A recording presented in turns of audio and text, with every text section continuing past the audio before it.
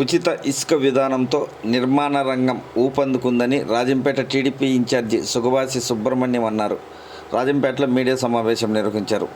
YCP పాలనలో జగన్మోహన్ రెడ్డి అడ్డగోలు విధానాల వలన సామాన్యులు ఇసుక కొనలేని స్థితితో అన్ని రంగాలు దెబ్బతిన్నాయని వెల్లడించారు.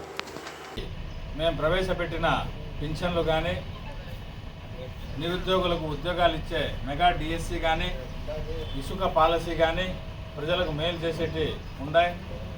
ఇవన్నీ ప్రసార మాధ్యమాల ద్వారా ప్రజలకు సవినయంగా తెలియజేసుకుంటూ భవిష్యత్తులో కూడా తెలుగుదేశం పార్టీ ఇచ్చిన మాటకు కట్టుబడి ఉంటుందని, శ్రీ నారా చంద్రబాబు నాయుడు గారి నాయకత్వంలో, శ్రీ లోకేష్ గారి పర్యవేక్షణలో ఈ ప్రభుత్వం పేదలకు మేలు చేసే అన్ని కార్యక్రమాలకు ఎన్నటికీ మద్దతు ఇస్తుందని సవినయంగా అందరికీ తెలియజేసుకుంటున్నాం. నమస్కారం.